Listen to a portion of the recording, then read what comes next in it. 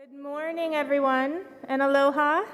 Welcome to the next day of PSB. My name is Marilyn Ritchie. I am one of the co-chairs for the conference and have been for several years. It's great to be back on the island with all of you. I was talking with people yesterday and realized this is, I think, my 18th PSB here.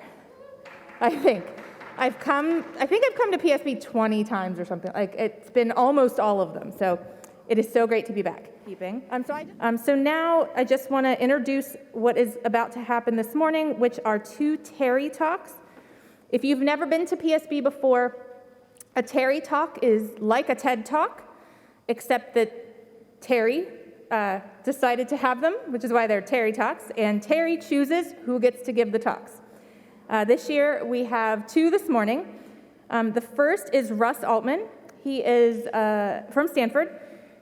He is possibly talking about his sabbatical, or what he read on sabbatical, or bank robbers, or something else. He has been a co-chair of PSB since year 2, so he's been here throughout. And then the second is Larry Oloff. He is an ankle and foot surgeon. He practices in the Bay Area. He's the previous dean of the podiatry school. He's an ankle surgeon to the stars and has attended PSB since 2010, and particularly the ELSI talks. So I'm sure they both will provide some entertaining talks for us this morning. And with that, I will wrap up and pass it to Russ. Thank you very much to TERI for inviting me and everybody else. I'm going to set my timer. So I'm going to talk a little bit about tech transfer today, so please don't fall asleep. Tech transfer, the idea that when we academics, those of us who are in academia, I know many of us are in industry as well, when we invent something or write a paper that has a novel idea, we should disclose it to our university, who does own that intellectual property typically. We've all signed forms. And then when the university owns that and knows about owning that IP, it can either create a license to another company or a startup can be formed. And this is an important part of the ecosystem of how biotech and medical tech gets invented and disseminated to the world. And there are very different views about tech transfer.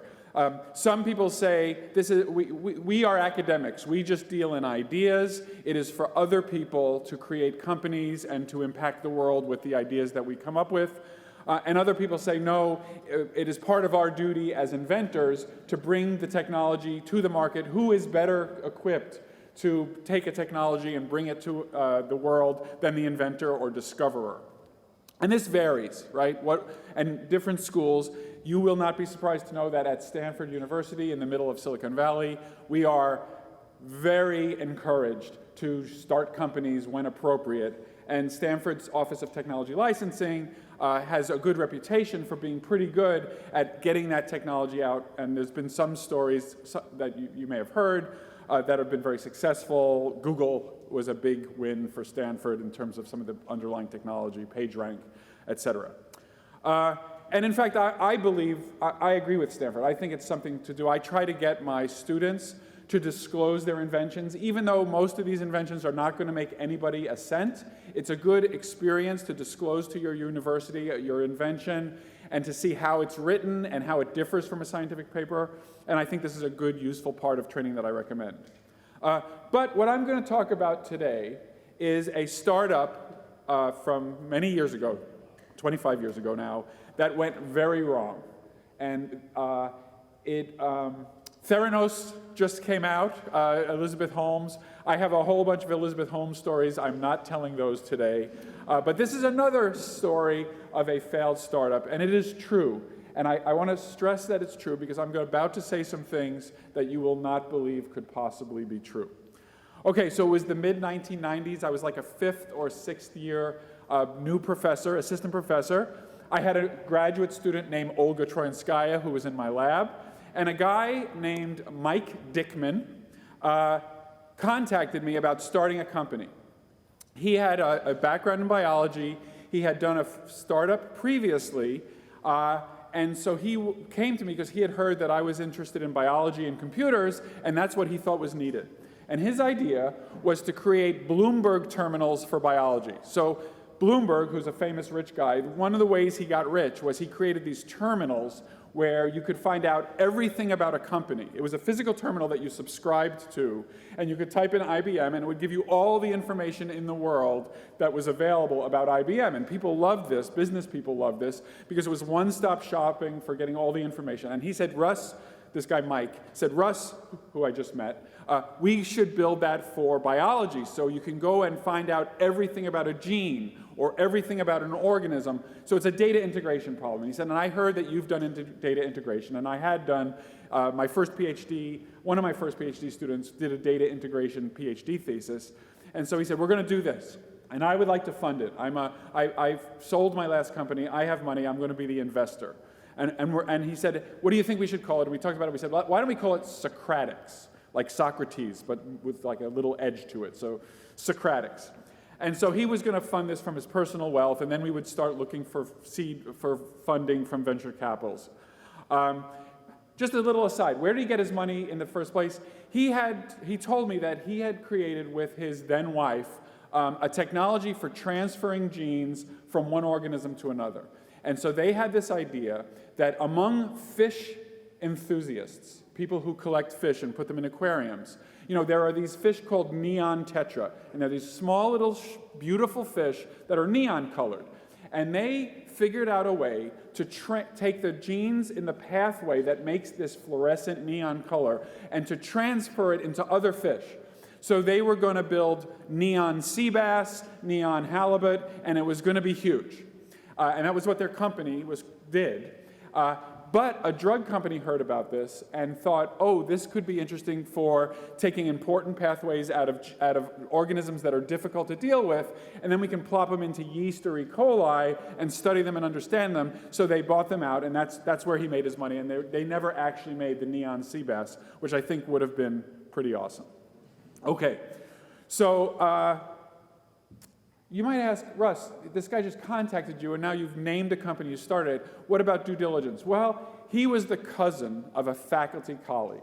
So my due diligence was to call my colleague and say, hey, this guy Mike says he's your cousin, and then he made money. He said, yeah, he's my cousin, and I heard at a family gathering that he had made money selling his technology. End of due diligence. We might come back to that later. Sounded like a good idea. I found a computer science graduate student who had just graduated. I was on his committee. He did data integration. And I said, hey, would you like to start this startup? And he said, well, I have this other offer from this company, Google. This was 1997. He said, but this sounds really exciting. So he joined Socratics. My brother-in-law, who's a programmer, joined part-time. I did part-time faculty, kind of advisor.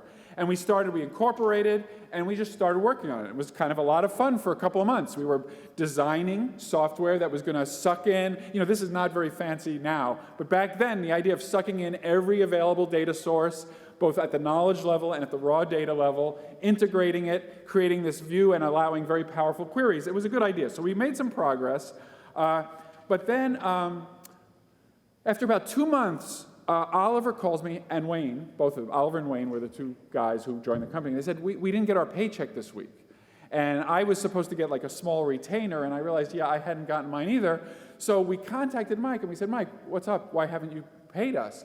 He said, oh, I'm sorry, I'm in the middle of some things. There's things going on. It'll be soon, one of those. And then we went another month and no paychecks, and we said, okay, this is a problem. And so we said, Mike, you have to pay these guys, especially Oliver, who was full-time. This was his job. And he was starting to accumulate credit card debt, $20,000 of credit card debt. Wayne wasn't very happy. I wasn't very happy. We gave him an ultimatum. He never paid us, and we just all quit. We said, this is a great idea.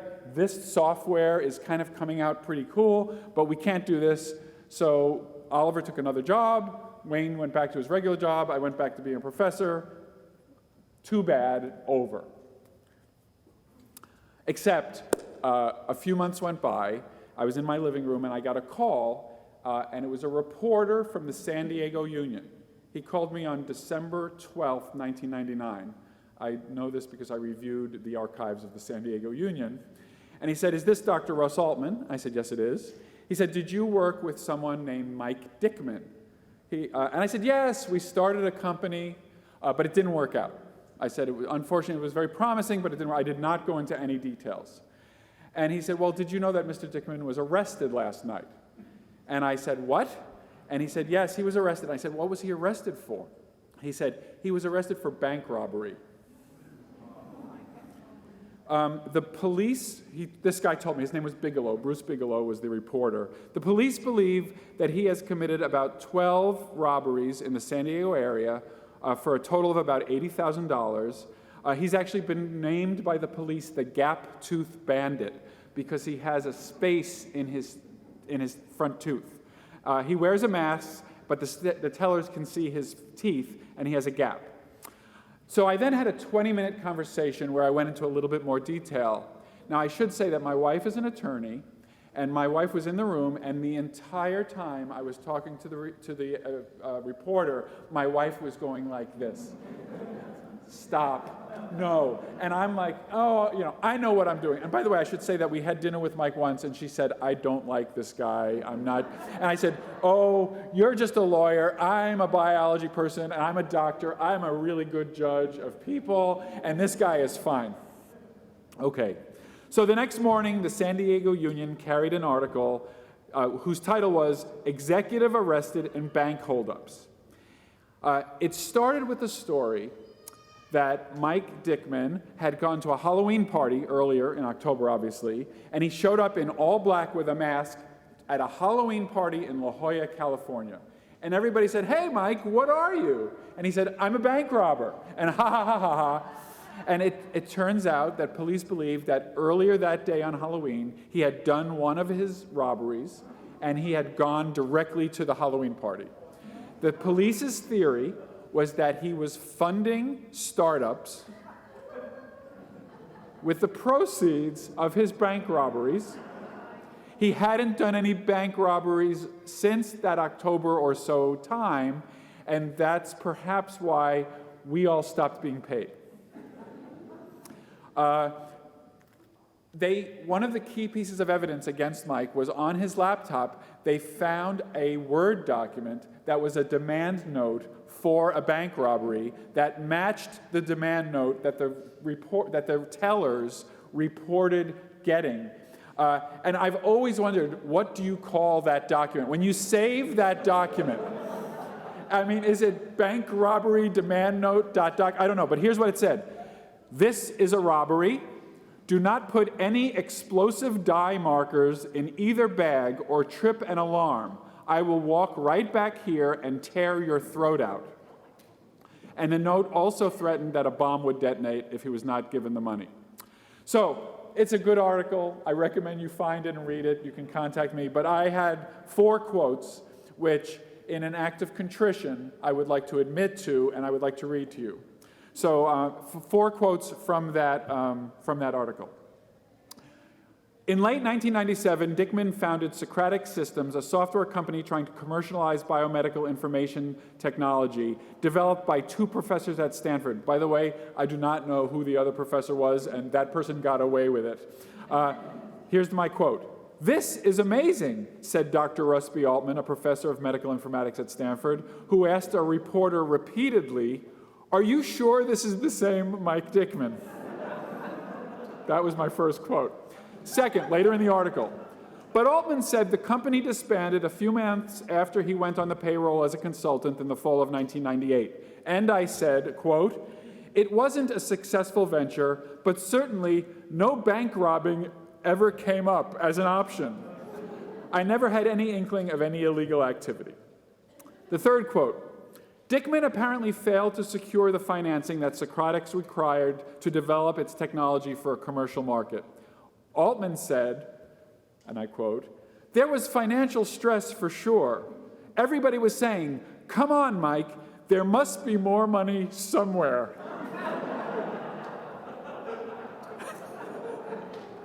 And finally, Altman said he discovered early in the venture that Dickman's 2 postgraduate degrees in biological sciences came from Columbia State University, an interbased an internet-based outfit that in 1997 offered college degrees in 27 days.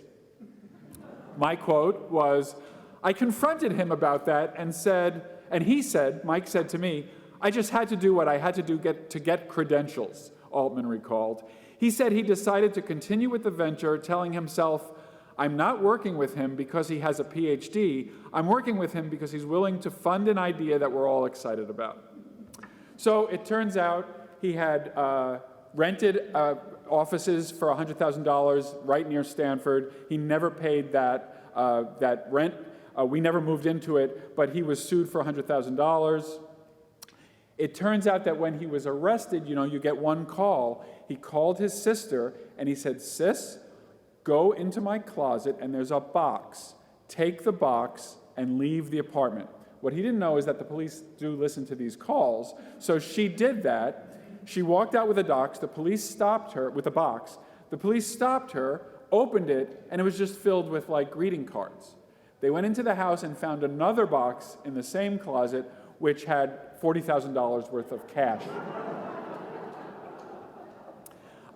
He was convicted of several counts and he went to jail. He was released, as far as I understand, looking at the San Diego Union follow-up articles, after 10 years of service, and he immediately robbed a bank again and went back to prison. So that's a particularly sad part of the story. Now, a couple of so that's the story of Socratics, but I want to just fill out a few more things. So my wife teaches at Stanford Law School, and she was in charge of making up the case that the first-year students all work on in order to learn how to do legal writing. So she did a toned-down version of this case, really focused on whether we had any claim to the intellectual property that we had created, because one of the big things is when we closed down, we quit, but Mike said, remember, I own all that stuff that you did. We didn't know he was a bank robber at the time, and it turns out there was a legitimate question about whether we had, even though we hadn't been paid for much of the work that we had done, we had been paid for some, there's a question about who owns that IP, and that was the focus of my wife's fake case. But in the case, when she made up all the facts, she used my name. And so for many years, I was a little bit of a celebrity at Stanford Law School because every first-year law student had to work on this case of Dr. Russ Altman, and my wife renamed the company to be Platonics instead of Socratics in the case. And so people would point to me, and I felt very special. And that lasted for about 6 years, and then it ended. But what she would do at the end of the class is she would invite me to tell this story. And the students were flabbergasted, as well, perhaps maybe as you are. So the other thing that is in the middle of the pandemic, we're all sitting around, and I thought about this story, and I said, you know what, I have told this story several times, especially to the law students, and those quotes are beautifully presented by the reporter. And so the reporters must have known what they were writing and kind of how hilarious this whole story was. So I said I should contact them. So I found out that Bruce Bigelow, the guy who had interviewed me, had died in 2018, but his co-author, a woman named Kelly Thornton, who worked for the San Diego Union, she was still alive, and she actually works at the Department of Justice in LA as their media relations specialist. So I contacted her in December of 2020. I said, I just want to tell you that you guys wrote the most hilarious report of this guy, Mike Dickman, and my involvement, and I've told this story for many years. And she remembered exactly the entire thing, and she joked, and she told me about how much fun they had basically picking from all the ridiculously funny quotes that I had unwittingly given them. And the stuff about there must be money, this was not a coincidence. They were looking at the transcript of the interview, and they knew that I had inadvertently given them gold. So that's the story of Socratics, and I just wanted to end with some of my technology transfer takeaways from this experience. So the first one, and I really too do believe all of these, the business people that you hook up with for your business are as important as the technology. And we have a tendency, most of us in this room are technologists, and we think that it's about the technology. And it is, of course, about the technology, but that technology has to be nurtured and stewarded, and and I have subsequently gotten involved in other much less shady startups, and this was just borne out to be definitely true, that the quality of the business guys thinking about the markets and the path to profit or to success, however it's defined, is very important. So don't underestimate the importance. And of course, I was ridiculous in not doing much better due diligence. It turns out he had been involved in a lawsuit. He did sell that technology, but when he sold that technology, he didn't like the terms, and there was a big lawsuit between the drug company and Mike, and this was all publicly available to me, and I just instead called his cousin, who in about 20 seconds was my complete due diligence, which is the second, which is when you get into a business, you have to check the references and do due diligence on the business partners. So the first one was that the business guys are important, and the second one is just do all the obvious things to make sure that you're working with people who are trustworthy and respectable. Laws and legal documents will not protect you from charlatans. So even though, of course, you want all of those paperwork in order, you have to also be able to trust these people. I guess a corollary to this is I need to listen more carefully to my wife when she tells me she has a bad, oh, thank you very much, when she tells me she has a bad feeling about someone. Speaking of my wife, you should think twice before talking to reporters, especially off the cuff. Like, what was I thinking to go on for 20 minutes with this? First of all, did I do due diligence on the reporter? No. So just ridiculous. And, you know, very lucky, as it turned out, that this was not a huge bad thing for my career. But talking to reporters can be very important. And if you write a paper and if it gets to that level where they want to talk to you, but then you have talking points. If your university has training in how to deal with reporters, there are communication specialists at Stanford who have subsequently taught me that you go into these interviews with things that you want to say, and you basically say them no matter what the question is. We've all seen this from politicians, but it's a well-known good practice. But you don't go in not knowing what they're going to ask you and with no plan, which is what I did. And that led to these priceless quotes that I shared with you. The other thing is, when you do a startup, you're hiring real people. So I was a professor, I had a job. This didn't have any bad long-term, but Oliver gave up a chance to work at Google in 1997, right? Accrued several tens of thousands of dollars of debt.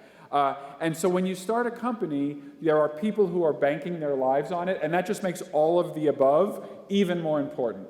And it's why when somebody tells you, especially a faculty colleague, I'm just going to go start a company for a couple of years and then I'm going to come back, you should beware. Because what they might not be thinking is when they start that company, they're going to be recruiting people who are then absolutely devoted to that company as for their living. And when at the end of 2 years they say, oh, my time here at the company is over, I have to go back to my secure job at Stanford, that may not go over very well with people who've quit their jobs to start working on this effort. So it is not as easy to do something for a couple of years and come back. So think very carefully about your long-term relationship with the startup. The other thing, just as a side note, is my lawyers told me that Socratics and Mike Dickman, even while he's in prison, owns that technology we developed. Like, even with all of the fraud and all of the stuff that happened. And then the final thing I wanted to say, or second to final, is that it is possible to be involved in a disaster like this and not lose all credibility. So this was on the cover of the San Diego Union, and I have colleagues at UCSD, at Scripps, at Salk. Even people who were good friends who would mention it to me, nobody saw this, nobody noticed it, it never came up. It was in Nature Medicine. February of 2000, you can go check, there was a report of Socratics because it's a ridiculous story, and I was very lucky not to suffer, to my knowledge. Maybe all of you are saying, yeah, we all knew, Russ, we just don't. But I did not suffer, and that's lucky. That's not because of anything I did that was smart. Which kind of leads to the final thing, which is it's better to be lucky than good, because I definitely was not good in this situation. So that's the story of Socratics. I hope you find it entertaining and maybe useful. I want to thank TERI for inviting me. It was a little bit last minute, so I didn't have any slides, and I would be happy to share the primary sources. Maybe I'll put it on a website somewhere. Thank you very much.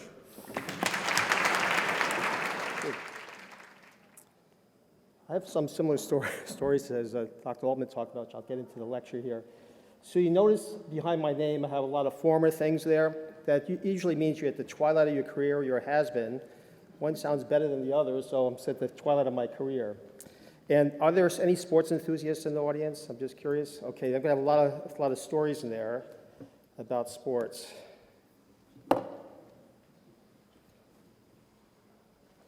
Okay. So I've had the very good fortune of being a team doctor for many different teams in the Bay Area, and I'll tell you a little bit how I got there. It's kind of an interesting story. My similar story about trusting your spouse is that I was running a teaching program in the residency in the Midwest, and a friend of mine from school, who was a classmate, for years kept calling me up to come and practice with him in Southern California, give up the academics, make lots of money, enjoy Southern California. So I, after numerous attempts, I took him up on that offer. Sold my practice, sold my house, bought a house with his wife acting as power attorney, all without a contract, by the way, because I trusted him. And I had my wife's in the background. Don't you think you need a contract for this? Oh, no, I know this guy. And 2 weeks before I got there, he put my salary in half. So I said, this is going to work out. Wound up in San Francisco. And so the story of my life, a little bit, to give you kind of a brief update on this, is that it's kind of like the story of Forrest Gump, kind of just being around the right place at the right time. So I didn't know anything about practice at the time. I wound up in San Francisco. I had no job. I had 2 young kids. So I went back to what I knew and I loved, which was teaching. They had a podiatry school up there. So they put me in charge of something called a special problems clinic, which is like high morbidity type cases. And after I was there for a couple of years, the president called me up and he wanted to meet with me over the weekend. He wanted me to become academic dean. And I said, well, I have no experience with that. And the only reason he wanted me to do that is that he was fighting with the faculty and I was kind of in neutral position. And the faculty didn't hate me, so I wound up in that position, okay? So I did that for a few years, and then I got recruited by Stanford to run their foot and ankle clinic. I did that for 3 years.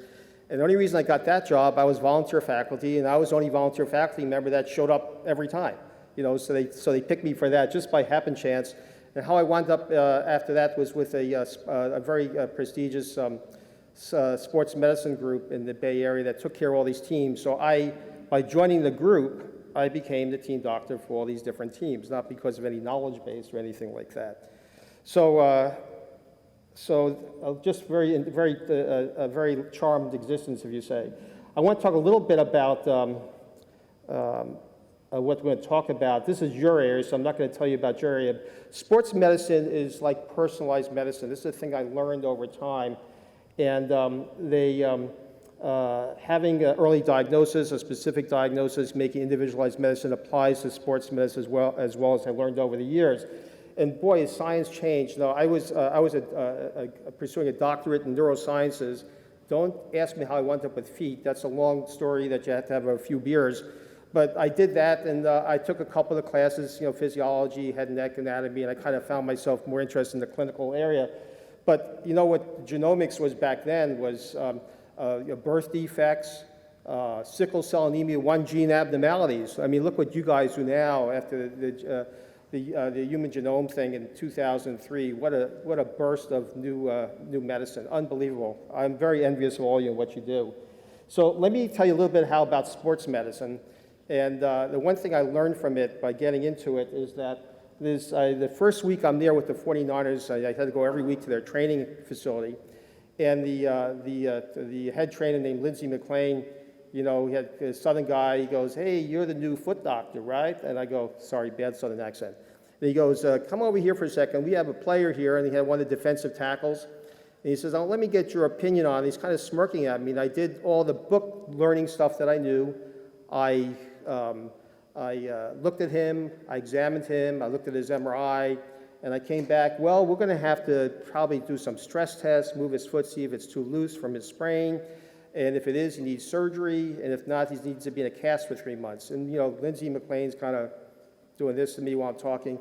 Well, thank you for your opinion, doctor, but he'll be back on the playing field in 3 weeks. And he was back on the playing field in 3 weeks. I never opened my mouth after that. I was too afraid to talk. I had all this book knowledge and everything and some clinical experience, but nothing really in sports medicine. I learned from the trainers over time and the doctors that I worked with because there's a whole type of different specialty area. And then having done this for a long time, sometimes you get kind of very high profile players that you treat also. And you may recognize that guy. And you talked about winding up being in the papers, okay? Being in the papers is a great thing, okay, if everything works out okay, right? And I remember one of my colleagues was treating one of the defensive ends with costochondritis. And the way you treat it, you give an injection, but you're very close to the lung, and he touched the lung. The player got a pneumothorax. This was all over the papers the whole time. The screen's cutting off. Okay. That's okay. So he kept trying to explain himself and talking to the media, which you can't do because everything gets distorted over time. He wanted to make the story right, and he couldn't do it. He never survived that experience, and he just stopped seeing. Never see a professional athlete again after that. You know, so that can work like both ways. So it's great always to see your name up in print, but that can be a two-way street depending on what happens. So who are the worst athletes to treat? What do you think? Any thoughts? These young people, the worst, because the mommies and daddies bring them into the office, and every 10-year-old is going to have a Stanford full scholarship in athletics, or they're going to be in the Olympics. You got two choices that's going to happen with that. So you have to get a lecture from the parents on.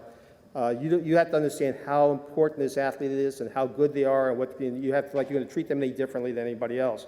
And even worse than this are the soccer mom and dads on the field screaming in your face, okay? So these are much worse than any type of professional athlete.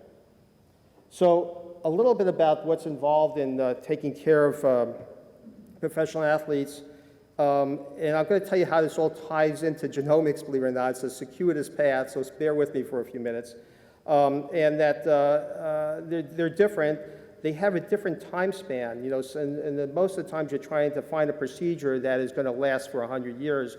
When you're working on an athlete, they have a short lifespan, and they make a lot of money, and you have to make them better very quickly, so a little bit different. So how do we get there from sports medicine to genomic medicine?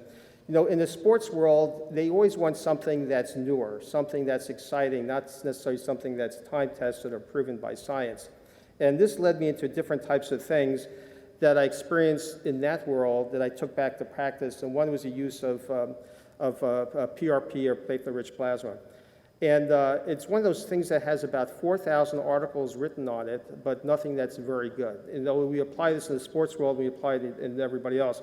So this is a super physiological dose of platelets that you give to a patient, and you inject their tendons or the ligaments to try to heal up faster. And we know that these growth factors that platelets release all work either synergistically, they all heal tissues. We understand when we look at their functions individually, but we don't understand which growth factors may work better than others to accomplish that feat. So we give the kind of broad version, the platelets, and rely upon that to do the job. So how is this done? So you probably know all about this, but we take a sample of blood, we centrifuge it. You can, and you separate the components of the blood out, get the platelets, siphon it off, and inject it. Okay, you can activate the platelets also, so they release growth factors quickly by adding thrombin to that, and I'll show you some examples of that in a second. And this is what it looks like, and that the blue area, that's called the Buffy code. It has the platelets, it has white blood cells, and you take that out and you inject it into injured tissues with the hope that you will facilitate healing of something that has not healed over time. So one example of how we apply this to is in cases of Achilles tendinopathy, where you have degeneration of the tendon. We all are familiar with Achilles tendons rupturing. There's a reason why they do that, is that there's thought to be a hypovascular zone in the midsection of the tendon. This exists in other tendons too. The supraspinatus in the shoulder has the same thing. So the theory behind the degradation of the tendon, the predisposition to rupture, occurs because of that hypovascular zone of the tendon. Another way to describe looking at it, if you put it under a microscope, there's mucinoid degeneration. This is a painful area of the tendon in a pre-rupture state of the tendon. Okay, so this is one of the areas where this can apply to. When you take a look at the tissues, you'll see that there's an inverse relationship between type 1 and type 3 collagen in the sampling of these tendons that are degenerating. And there's more the type 3, and that's a normal consequence of healing when you see more type 3 versus type 1, but it's not supposed to be a persistent state of the tendon. So what happens in tendinopathy, the type 3 collagen prevails, becomes unresponsive to growth factors. What happens is the collagen starts to produce faulty collagen, so that the tenocytes are producing faulty collagen as a result. So who does this happen to? It happens to people like me, mostly, okay? People that are not supposed to be on a basketball court anymore, okay, but they still think you're young and you still got the same vigor that you had when you're 20 years old, because tissue changes over time, okay? And none of that white-haired guy on there, and this is who it happens to, but it can happen to anyone, okay? So what happens is you're on the, I don't know if anybody have Achilles rupture? People always describe it like you got shot in the back of the leg. You're walking around and go pop, oh my God. When you turn around like somebody's behind you, but there's nobody there, okay? And it's a devastating injury. So we don't like that to occur. So when people come in, they have pain in their tendon, they have tendinopathy. There are all types of exotic, involved operations that we do to try to eliminate their pain. So there's no good choices here, okay? So what we try to do is we try to head it off at the pass, and we go into the area that has different pseudonyms for it: regenerative medicine, biologic therapy, and PRP falls in that category, and there's other things that we use that also fall onto that banner. And some gory slides just for a second. There's different ways you can give PRP. Is you can inject it, into a tendon, or you can go in and debride a tendon, clean out the bad stuff, and then put PRP in. And here's a case being injected. Here's where the ligament's being repaired. The tendon looked a little degenerative, so it was injected at the same time. Here's another case of Achilles tendon where the tendon was debrided. You'll notice that you have this kind of grape jelly type material. That's because it's been activated with thrombin, so it goes from a liquid to a grape jelly type consistency that you can plant inside the tendon so it won't seep out.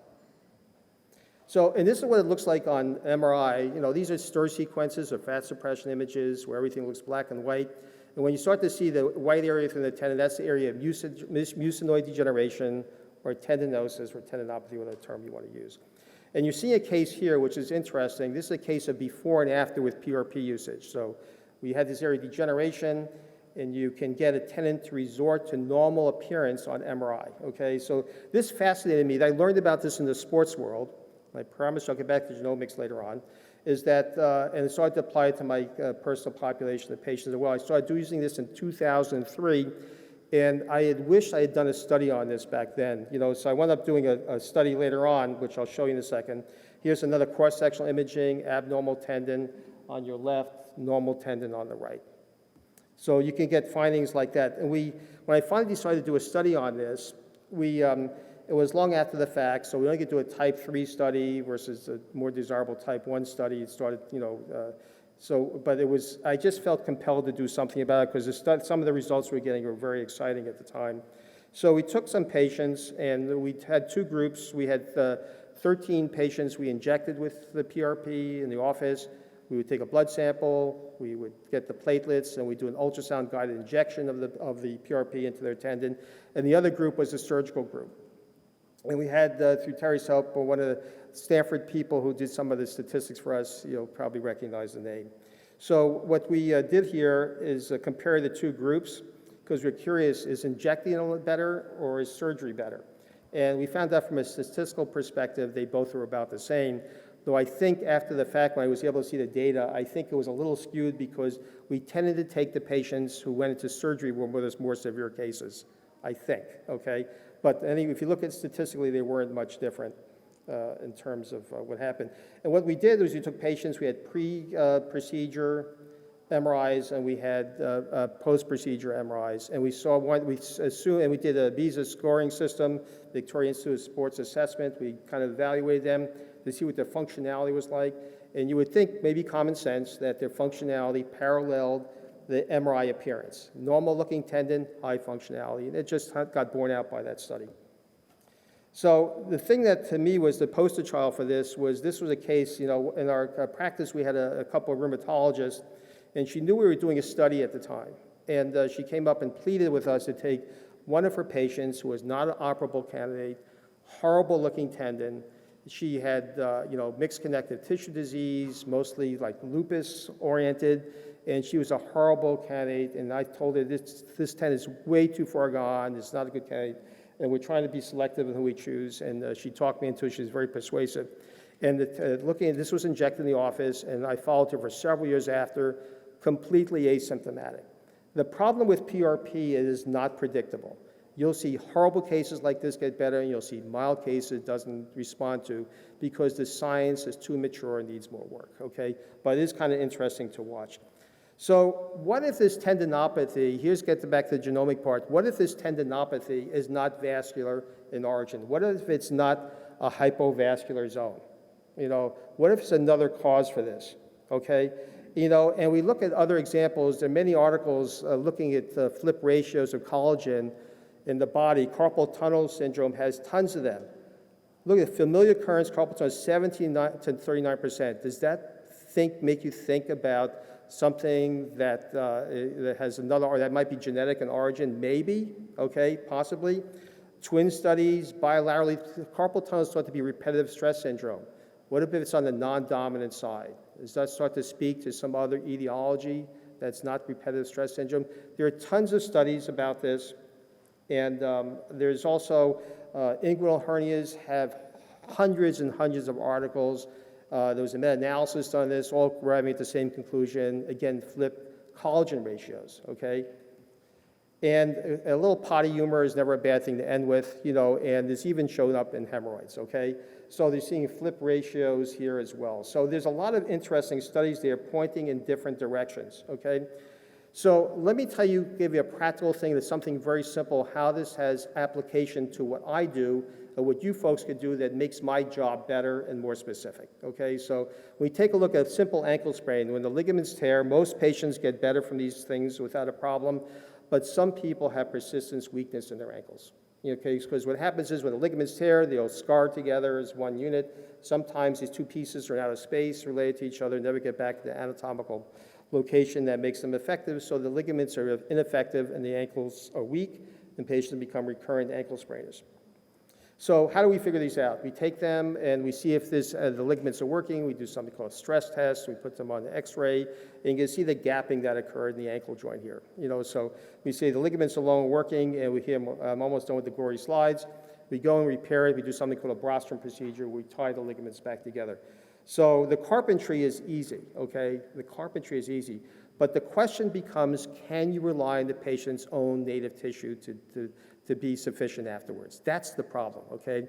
So think about if I had data from you folks that could, let's say you found up some type of pattern on your connective tissue platforms that showed up that this patient is at risk having bad collagen. Imagine doing a study like that, find the genetic basis, finding collagen samples and combining those things together and try to come up to a conclusion. If I knew I could rely on people's own tissue or not is a big deal in terms of success of the operations that I do, okay? So I could repair this, patient has bad native tissue, the thing is ineffective. And my operations only take many, many months to recover. So this is the question, you know, sorry about the spelling on the word tissue, this is really what the question. Now we can import, if someone came back, a genomic scientist, and came back with me with data, would make me determine I need to bring something else in. I need to bring in allograft, I need to bring in synthetics. It's a big deal in terms of determining success of procedures, okay? So orthogenomic possibilities, personalized orthopedic procedures, again, for better outcomes. It's interesting, if you go on the web and you take a look about orthogenomics, sorry, I didn't invent the word, it's there. It seems to show up in different, like, high-profile facilities, but almost like a placeholder.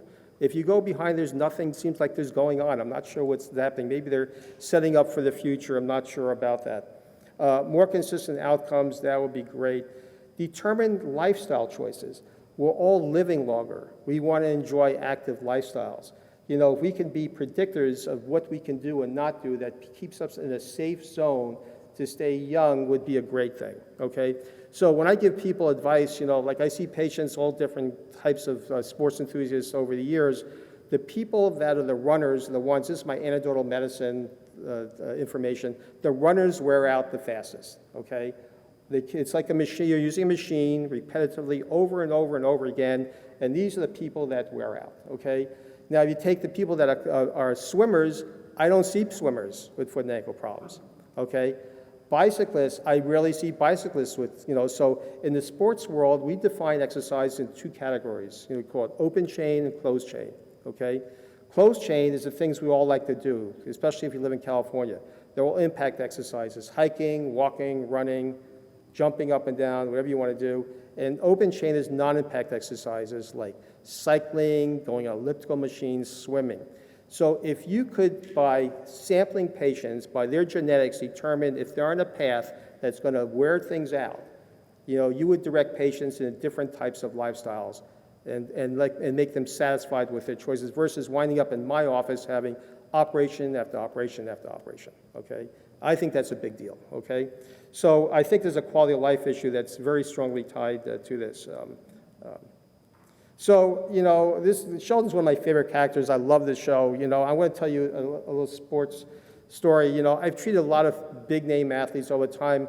I don't get overwhelmed by the younger athletes. They're kind of like kids to me, so they're young and this and that. But put anybody in the room with me that's like one of my childhood idols is a big problem. I was a nerd, the big nerdiest person. People probably not old enough to really know what slide rules are. I had a big slide rule and a little slide rule. A little slide rule in my pocket, the other one was in my, whatever stuff, my knapsack, whatever. So I'll tell you a story. So every year I go to spring training with the Giants because you always want to get assessments of them and I really enjoy that. It's like being a little kid in camp, because you see in the practice, you learn about it, you're amazed by the talents that they have.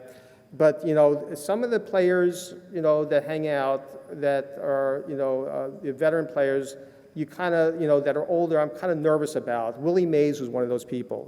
I could never go and talk with Willie Mays. Willie Mays is in every spring training event, okay? So I'm standing up in the training with the trainers in the room, and one of the guys comes up and says, "Hey, Doc." I said, "Yeah, what's up? Do you have any time to see Willie Mays?" And I go, "Yeah, okay." Like all of a sudden, my brain just melted. I never missed one before. I was so nervous. I just started to think, what am I going to say to this guy? When I walk in, So I thought of how to break the ice. I walk in and you go, "Mr. Mays, it's such an honor to meet you. This and that." And I said, you and I have a lot in common. And he started smiling and says, "What's that?" I said, "Well, we both played stickball when we were kids." He goes, "Well, you must have grown up in New York." I said, "Yes, I did." He goes, "You must be pretty fast." I said, "Yeah, we were both of us probably running away from people all the time." So he started laughing, I started laughing, he broke the ice, and I calmed down because otherwise I couldn't handle this. And I remember he tried to give me some money, and he goes, "Oh," I said, "Really, you're such an honor to meet you. Please," he says, "Well, I have to give you something." And I said, I thought for a second, and I said, "I'll tell you what." I did a little thing to him, which I thought would make him feel better later. I said, "If you feel better, could you do me a favor?" He says, "Sure, anything." He says, "Could you sign up a signed baseball up to the trainer's office?" And he smiled, and he goes, "Sure, I can do that, but only if you feel better." He goes, "Okay." And then he says, "Is your wife here with you?" And I said, "Yes, she is." "Is she a baseball fan?" And I said, "Big Giants fan." He says, "I'll send up 2 baseballs." 2 hours later, 2 signed baseballs showed up in the training room. That was the best moment. That was the absolute best. So, I want to conclude a couple of things, is that I love this Raphael painting, you got Plato, and you got Aristotle as student, you got Plato looking up at the ceiling, about, theoretical knowledge, and you got Aristotle looking down on the ground at practical knowledge. And that's what all you do. You combine those 2 things. And so a couple of thoughts, and maybe I'm off base and things that in which direction you should go, but I think there really needs to be more. I love this stuff with personalized medicine. I love this stuff with drug selection. I mean, you changed everybody's lives, but there's another platform here, I think, for further development that would help everybody. I want to thank TERI for asking me to talk. I've been coming here a long time. I wore my vintage PSB cap just to prove that. And, she gave me 2 choices, lecture to you or sit in the front and sign you all in. That was a whole day kind of experience. This was only 30 minutes, so thank you. Thank you very much.